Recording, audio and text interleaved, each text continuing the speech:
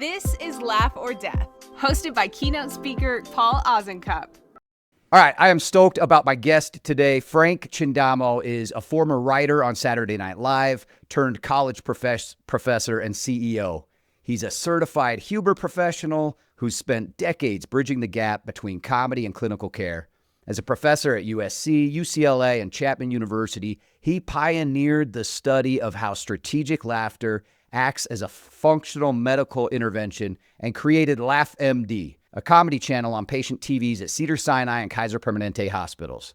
And he's got a new book out now. It's called If Laughter is the Best Medicine, Let's Use It as Medicine, The New Science of Humor in Healthcare, which we'll talk all about. Welcome, Frank Chindamo. Woo! And the crowd goes wild. What's up, Frank? Yes, Great to see you again, man. So, Frank, for the listener, Frank and I met each other years ago, probably a decade ago now, almost, at the Association for Applied and Therapeutic Humor conference is where we first met. And I remember you were kind of working on all of these things then, so it's exciting to see how far things have come. Before we get too into all that, I want our listeners to be able to learn a little bit about you. So I'm curious, what is something weird about you, Frank, that you love, or something weird that makes you happy? Something weird about me. All right. I'm a kid growing up in South Queens, in Howard Beach, Queens, New York. Frank, no, you're not. You're an adult. You're sitting here with me right now. I don't want you to disassociate. No, okay, keep going. You're here with me on a podcast, Frank. Okay. Wait, no. What? When did you get here? Okay, no, go ahead. So I'm a kid in Queens. The ruling family is the Gotti family, John Gotti Jr. and John Gotti, his father. Johnny G, as they called him, was the neighborhood bully. And he and the other hooligans in that town were not friendly to short, big-nosed, curly-haired geeks like yours truly, right? So I could only feel better from comedy. Music didn't do it for me like all my friends did. And George Carlin had an album where he talked about how if he made jokes, it would get him out of an ass kicking. So I tried it and it worked. And they went, we don't have to hit him. He's already making fun of himself. That's great, man. It was your secret weapon. It was like a nice defense mechanism.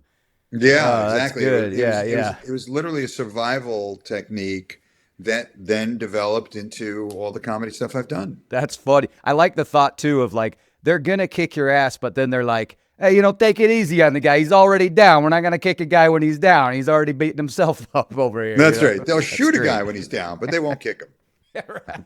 That's funny. So I'm curious, what makes you laugh? Like, you've been in comedy for a long time, and then now you're doing these things where you're curating comedy collections for your work. But what do you find funny? Is there a certain type of humor, certain show or comedian? Yeah.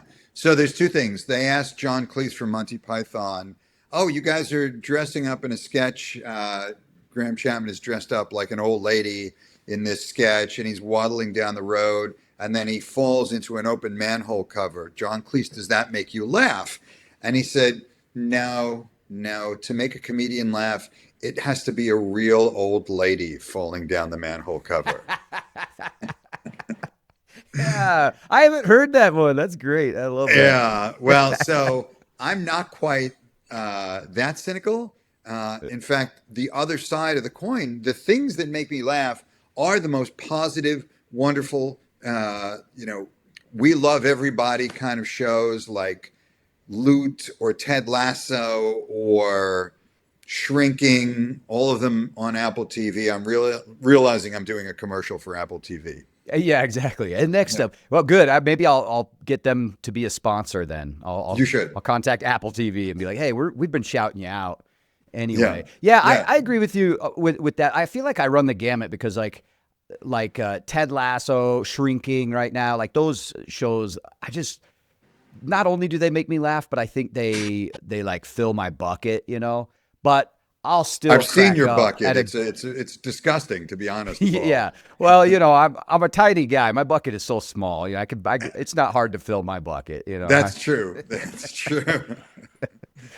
But like I still love a good like fail video or jackass video or whatever, where maybe an old lady is falling in a well or something like that. I don't know. That kind of stuff. Just for some reason, I think it'll always make me laugh. Yeah, yeah, yeah. I mean, on the LaughMD comedy app, we have 40,000 comedy videos. Right? It's no longer on the TVs at hospitals. Now it's just an app. But Yeah. Let's we have get into everything from LaughMD. like what's it? Let's get into LaughMD. Like, so what? Oh, sure. Yeah. Like, where is it at? What is it? Like, take our listener back to like you developed this thing, you had this idea, and now to where it is now.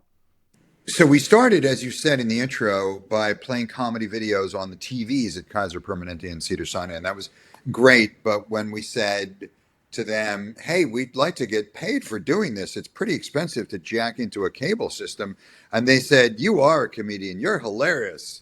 Money from us, ha!" And I was like, "What? What do you mean?" And they said, "Look, you need data. You need research to show this works." And so for the last 10 years, that's what we've been doing, is a study at the USC Institute for Genetic Medicine where 60 minutes of comedy made the healthcare providers 96% less stressed. Chapman University, healthcare providers 13% less stressed in just 3 minutes. Wow. As just two examples. Yeah. Wow, that's impressive. And so you finally have the data, and now is the goal then that more healthcare providers are going to be picking this up and going, hey, we need to use this service in our hospitals? Yeah, that's the idea. I mean, we also did a study at USC Norris Cancer Center where over 90% of the patients said that we lowered their pain and their stress. And these are patients in the oncology ward, right? Wow. And that's where we're working now at the Oncology Institute of Hope and Innovation, where I get to put on a lab coat 3 days a week and directly interface with the patients to give them the app on their phone so they can watch the funny videos and measure, do a scientific measurement of their pain and stress levels. But the That's big amazing. one, go on, sorry. What were you saying? Well, so one thing I'm wondering is why have the app, the LaughMD app, on the patient's phone and not just have the patient like, hey, go to YouTube and find some funny videos? Because you were mentioning, hey, you've got like 40,000 videos on there, but why have the app? That's a really smart question. The difference between, let's say, what we do, where we are out to improve your health. If you are healthier, if your blood pressure is lowered, which we've shown, if your pain levels go down, which we've shown, then that's the win for us. Yeah. TikTok doesn't care about your pleasure or your blood pressure or anything like that. Facebook, their goal is to steal as much of your data as possible, to take as much of your time as possible, and to sell you as much stuff as possible, right? Is that good for your health, Paul? It's not good for my health. And I was also picturing like if you tell people, okay, just go find some funny videos on YouTube or something, and then they're getting ads in between. It's like, political season or something, and so you're like, oh, this was a great video, haha. And then it's like, Frank Chindamo doesn't want you to be happy, don't vote for him, whatever. It's like, oh, now it's a buzzkill. Now I'm super stressed out. So yeah, I could see why it's like, look, we've got this carefully curated collection that is of all this comedy. And from the last time I saw it, it was all different styles and types of comedy too. So that like, if I want my old lady falling down a well video, great, but that may not make the next patient very happy. Exactly. The current incarnation of the app, which is a beta, which is only available through healthcare facilities right now, is one where we've got stand-up, we've got pratfalls and stunts and fails, we've got funny babies, funny animals, old sitcoms from Seinfeld to Abbott Elementary, pretty much everything on there. Every possible form of comedy that was curated and carefully selected so that it's positively based and not negatively based to incur positive hormones. Well, so I'm curious about this then. Why do you get to cosplay in a lab coat and walk around, at the at the hospital. I know you, Frank. Like, hey, I've had a couple cocktails with Frank Chindamo. Like, why do you get to have the lab coat? What makes you so qualified to be doing this and to be studying the benefits of laughter? After getting my MFA from Columbia University, I was studying at the Association of Applied and Therapeutic Humor and received a certificate as a certified humor professional. Amazing. And So so there. you have an idea then about like what types of humor, how humor affects the overall psyche of a human being, and what types of humor maybe elevate one's overall well-being and what ones maybe play against that. Yeah, I literally wrote the book on it. Yes. Yeah, that's right. So I wonder, do you have any good SNL stories? Like you were a writer on SNL. What you have any good stories like when you think back to that time? I do. All right. How many hours do we have? Hey, let's go, man. I can edit out if we go too Okay. long. So you just I'll tell this fire one as away, quickly buddy. as possible. Okay. It's 1981. The writers referred to cocaine as the thinking man's decongestant. It was prevalent. The cast right after John Belushi and Gilda Radner and Bill Murray, right? I got to meet a lot of them. But it was the Eddie Murphy, Denny Dillon, Joe Piscopo, Charlie Rocket, Gilbert Gottfried cast. Not so good. And Charlie Rocket was kind of the Chevy Chase star of the show.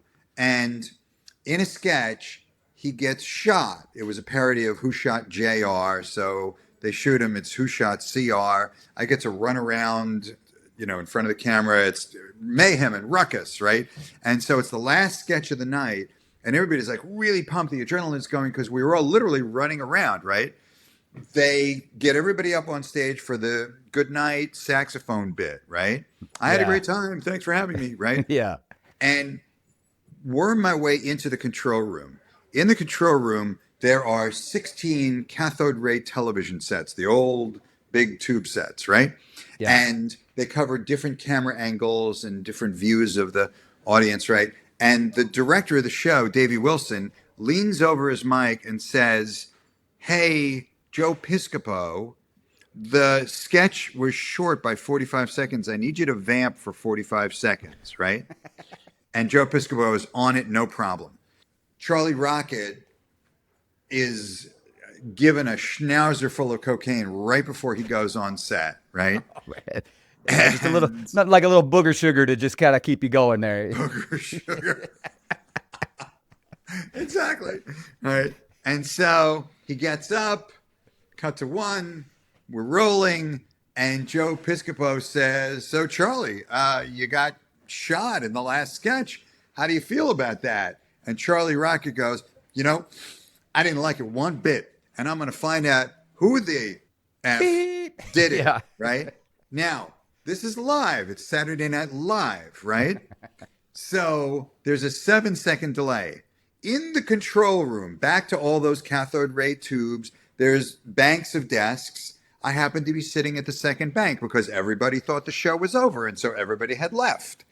And the censor has a big red mushroom button, okay? Yeah. And all he has to do is within 7 seconds of the F word, he just has to put his hand down on it and it won't go out live. There Right, will be dump then it, yeah. 7 seconds of silence. But the censor in his NBC blue polyester jacket and tie is out in the next room trying to hit up on one of the pages. Tell me you saved the day. Don't spoil the surprise. So the censor is trying to hit up one of the pages, and Art Garfunkel was the guest, and we're like, "Where should we go to dinner after this?" And the censor hears this with his Scooby senses and goes, "Oh my God!" And he starts moving through the crowd to try and get to his desk so he can just hit the mushroom button, right? Right. And he's like, "Excuse me, pardon me, excuse me, pardon me." And he literally, when you could hear in everybody's head was the 7, 6, 5, 4. And at 1 second, he literally throws somebody out of the way, slaps his hand on the desk, and it's 1, 0, bam. He misses the button. He then goes, bam. So what everybody hears over the air is, I don't know, but I'd like to find out who the fuck. And then nothing. 7 seconds of silence. That's So great. the audience at home, if you weren't sure, if you had heard the F word, right. you had 7 seconds to think about it and go, did he just say? Yeah. Or for the families, man. for the families that let their kids stay up late, that night. There was 7 seconds to have a conversation about the F word. Exactly. Yeah. Well, hey, I thought that was a bad word, Dad. Yeah, and back then too, it was like that kind of language was not really on TV anyway. It was not on TV at all. It was not on TV at all. Even just the word itself, bleeped, would have been reason for us to be in trouble.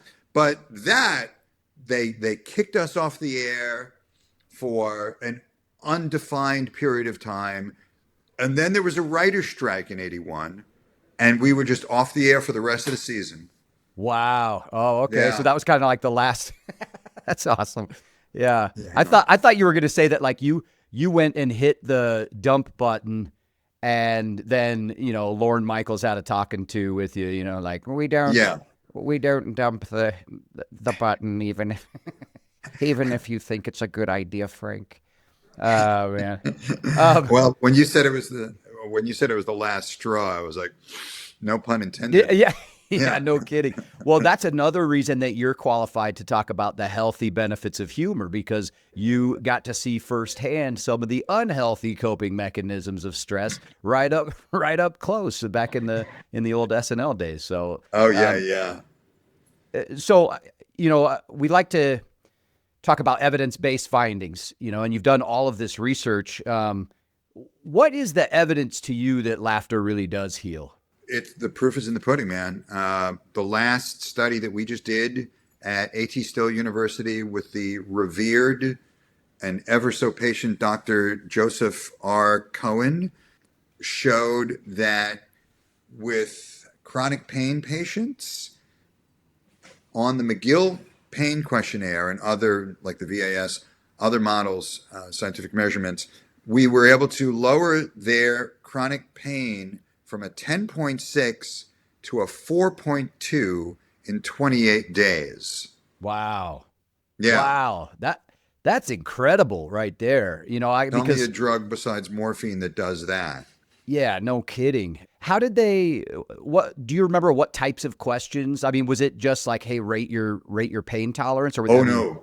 The McGill Pain Questionnaire is long. Yeah, that's what I thought. Very, very, very exacting. Yeah, so that's an amazing difference with a study like that of that big of a drop in pain tolerance. Yes, it is. And that's backed up by studies even before that, where they've linked humor and laughter to decreases in pain tolerance as well, or increases in pain tolerance, decreases in pain. Do you want to hear a good one? A good study? Maybe that's why my wife can put up with me so well. Like she can tolerate the pain because I'm funny. And so it's just a little easier. Maybe that's what it is. I do want to hear. Does she know you're funny? Does she think you're funny? My girlfriend does not. Yeah, it's a good point, man. When I make my wife laugh, I know that's a banger. Like that is like whatever joke I just told, I need to write it down. It's like, okay, if she's laughing at that, then I need to take this one on the road, because usually and now she knows me so well, she kind of knows where I'm going with most jokes. So I'm like, this isn't fun anymore. Oh yeah. No, my girlfriend is such a tough laugh that, like, if I score and she laughs out loud, I need to take that shit off Broadway. Yeah, exactly. Yeah. It's, somebody was talking about, Love is Blind the other day. And I was like, well, if love is blind, then marriage is hearing impaired, because My because I mean, at my house, man, I'm sitting here like Robin Williams, just firing off one after the other, after the other, after the other, and I'm like nothing. I mean, I feel like one of those is pretty good, But hey, as long as we make ourselves laugh, I think that's all that really counts. I'm begging you now to please spend some time in Los Angeles, bring your wife, and have dinner with Tasha and I, so that we can go like, see, no, he really is funny. Yeah. Paul's wife, he really is funny. Exactly. Yeah. Yeah. Kelly would be. They could just exchange eye rolls across the table to each other. Exactly. Yeah. Oh, It'll be their man. own meme. Right. I've got to kind of look through. I haven't been able to read your entire book yet, but I've been able to look through some of it. And there's a part of your book, and is your book out? It's it's in dress rehearsals, so to speak. You can buy it. You can buy it on LaughMD.com. Okay. And if your readers need a discount, they can email me and I'll give them a discount. But Hey, it's look at there. this It's guy. up. It's $30. Yeah, so just tell him you heard about it on the Laugh or Death podcast, and my guy Frankie from Queens, he'll hook you up. He'll hook you up. I know a guy. Yeah. So in the book though, you talk about some of the heroes of humor. Tell me about that. Who are some of these people? Oh, cool. Yeah. So a fellow member of the AATH was Dr. Lee Burke, and his study and 400 other studies about the ameliorative effects of laughter were compiled by a Dr. Ron Burke, who was also an AATH and a former professor at Johns Hopkins, right? And Lee Burke's I used to get those two mixed up all the time too. The fact that it's two dudes studying humor, both named Burke, I'm like, what? And I used to think they were the same person. Oh yeah, no, not if you saw them in person. Right. They were Laurel and Hardy. Right. But if the book chapter is literally called A Tale of Two Burkes, where Ron Burke compiled 400 studies about humor, and we talk about that. And one of them was from Dr. Lee Burke at Loma Linda University, who was endowed by Norman Cousins to research laughter. He takes 48 patients who'd had a heart attack. 24 of them watch half an hour of comedy a day. 24 of them do not, right? Of the patients who didn't watch comedy, they were 80% more likely to have a second heart attack within the 6 months than those who did watch half an hour of comedy a day. 80% difference.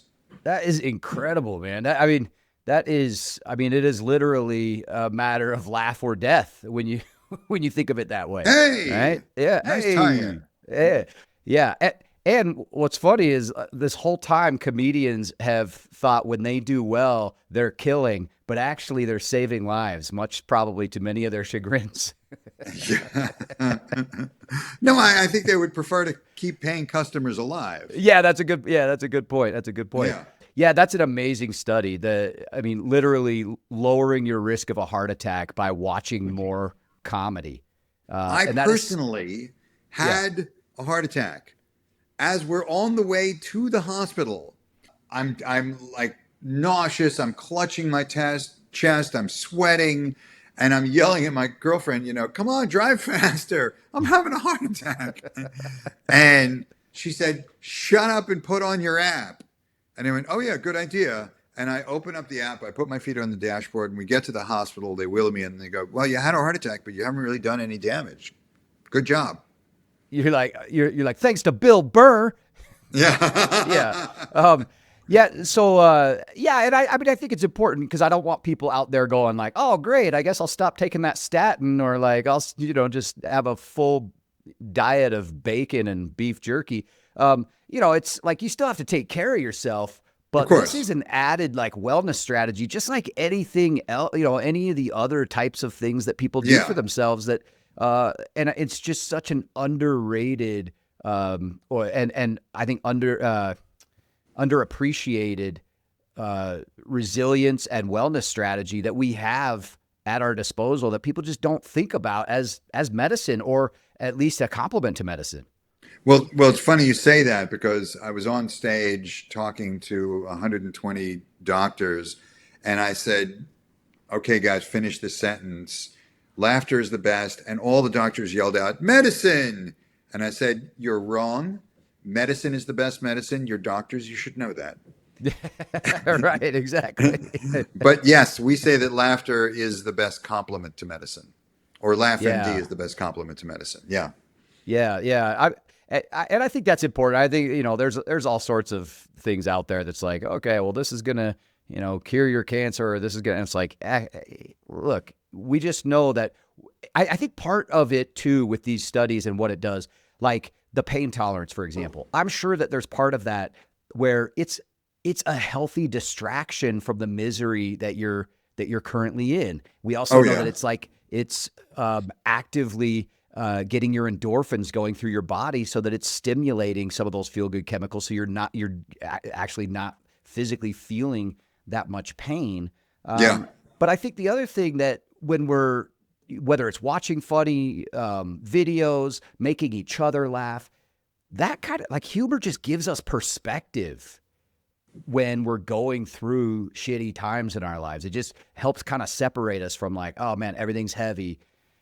I can at least get away from it a little bit of a distance from this. You're working with cancer patients. Oh yeah. No, those studies are mentioned in the book, and they go all the way back to 1906, and it is absolutely positively a fact, proven by science, exactly what you just said, that you have a better pain tolerance when you're laughing. You have less emotional stress.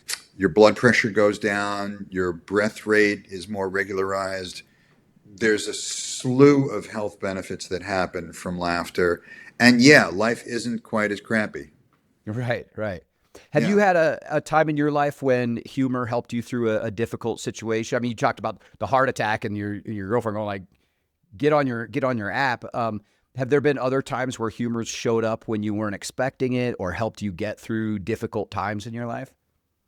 Uh, yes. So when I was working at SNL, my dad, good old Italian Joe Chindamo, is unfortunately dying of cancer across town, right? And I would go to see him at the hospital. I'd work at SNL during the day, and then I'd go around dinner time to go see him at the hospital. And it was a drab, dreary, depressing place. And not a lot of smiles and laughs there.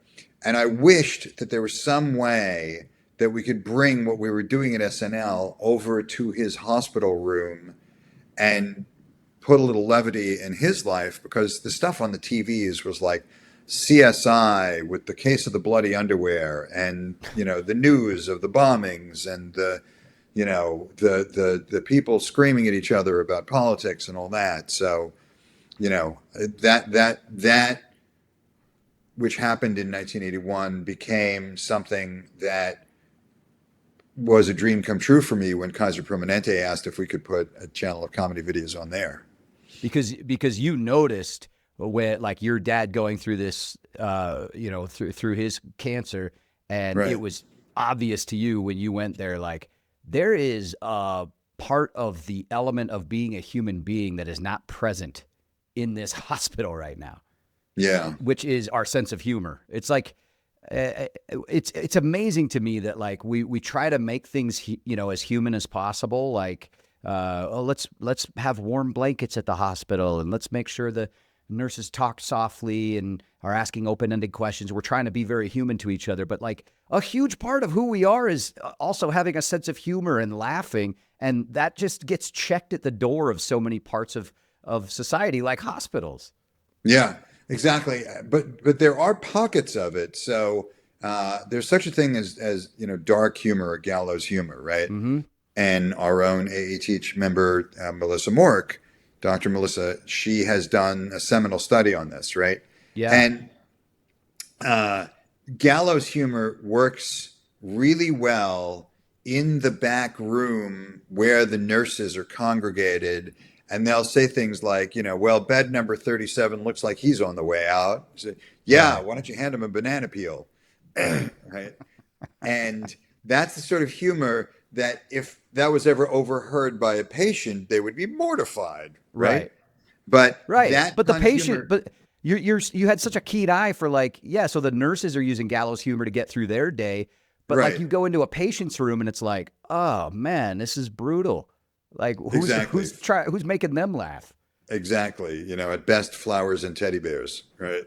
What a weird juxtaposition that must have been for you to be literally on the set of a comedy show by day and then going into like just a super depressing like hospital room where it's just sad. Well, tell your story of what happened during your mother's passing. Oh right, yeah. I mean this was just this past year too.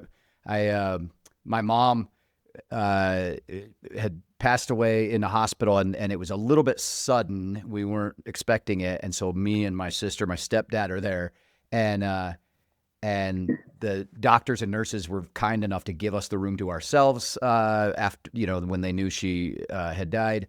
And we got to kind of just be there and say our goodbyes. And so she's lying there dead. And we're just crying and telling her we love her. And all of a sudden, like 10 minutes into this, the door barges open and a nurse's aide flies in with a cart of food and goes, "I've got lunch here for Deborah." And I'm like, what are you doing? And honestly, I was pissed off. Because I think I was being protective of my family. So I'm like, this is not a good time.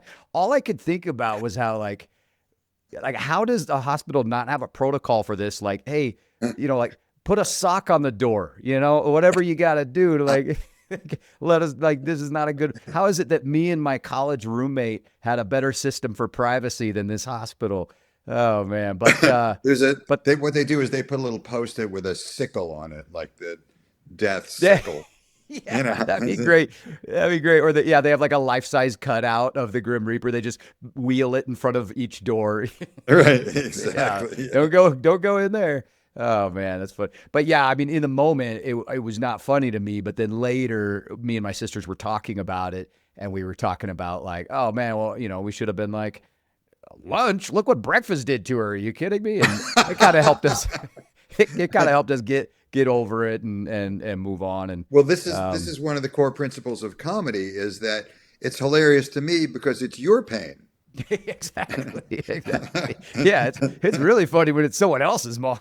Exactly. That's like the old lady falling in the well. Like I can watch that because it's not my mom. If it was my Right. mom, Exactly. then I'd have to be like, You'd be oh, horrified crap. if it was your mom.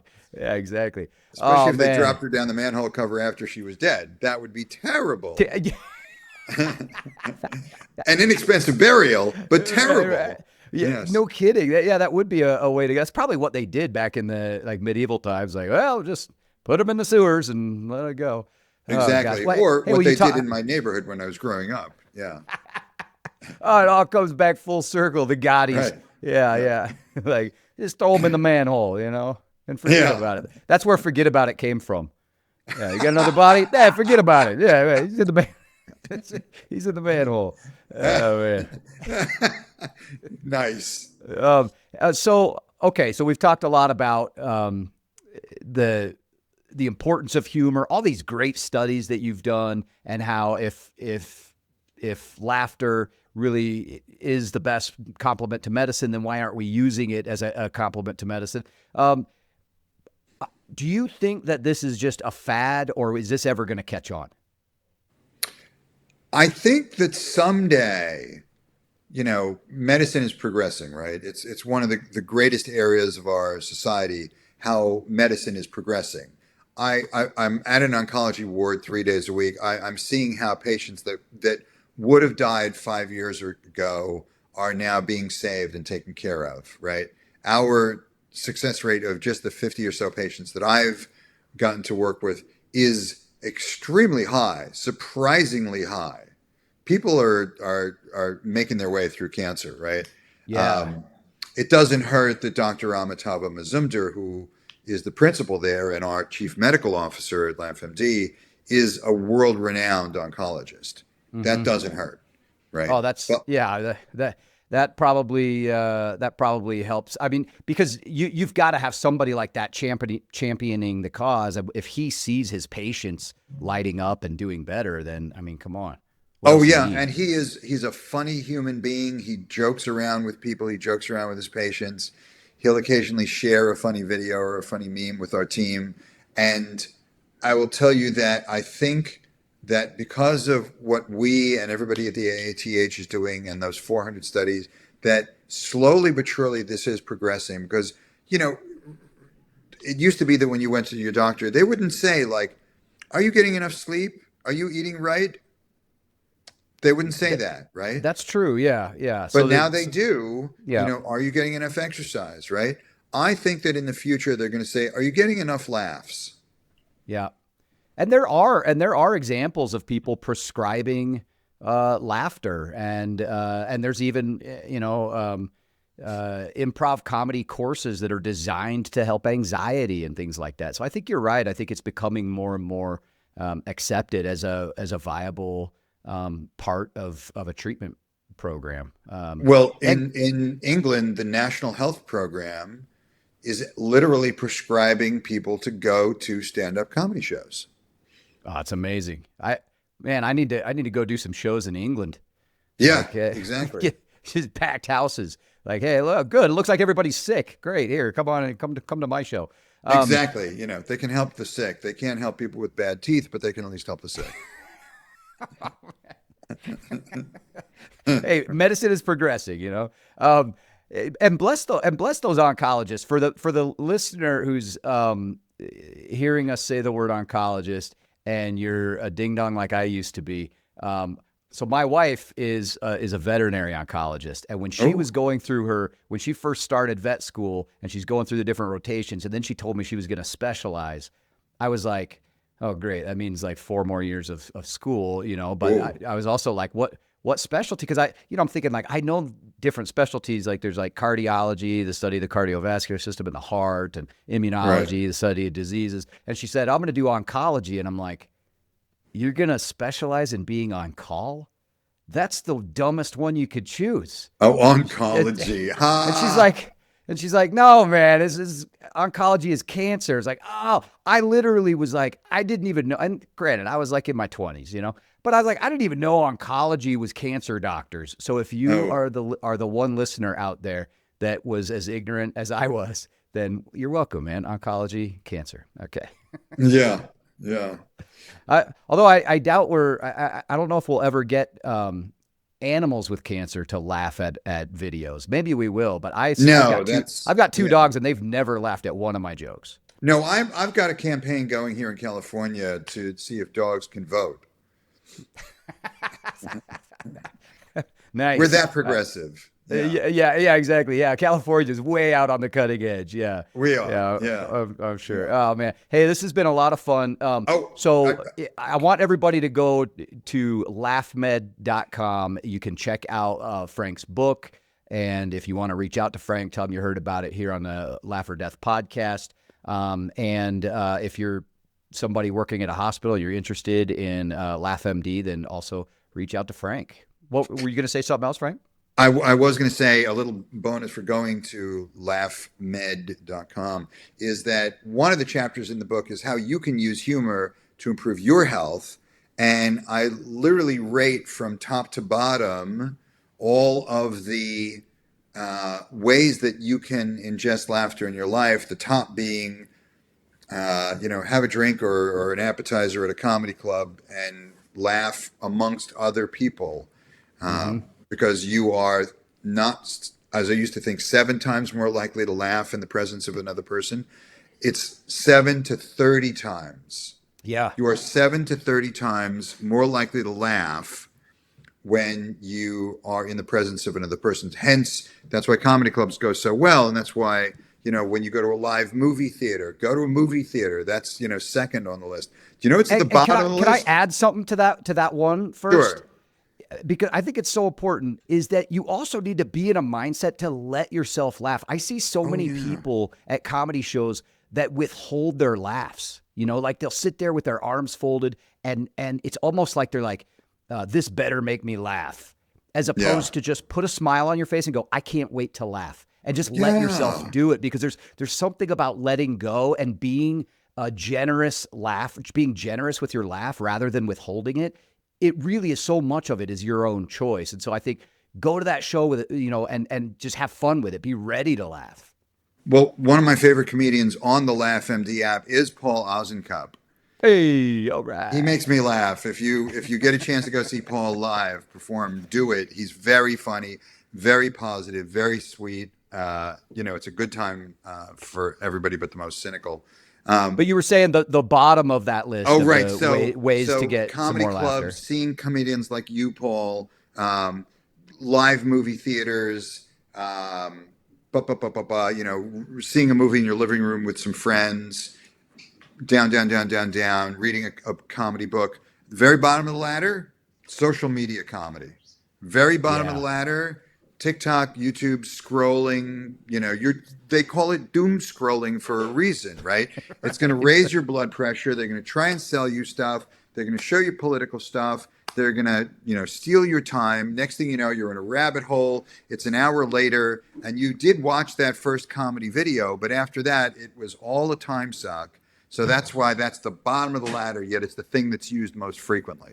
Yeah, great point, great exclamation point. And yeah, if you want to learn more about Frank's new book, go to LaughMed.com. You can get in touch with him there. You can get the book there. And you can also learn more about his great work with LaughMD. So Frank Chindamo, man, great to talk with you, and thanks for being here. Thanks a lot, Paul. Jazz hands to close it out. Yay! Hey! All right. Thank you. You've been listening to Laugh or Death with Paul Ozenkup. If you're planning a conference or event and want something smart, meaningful, and actually funny, book Paul to speak. To learn more or to get a copy of his book, The Humor Habit, visit laughordeath.com.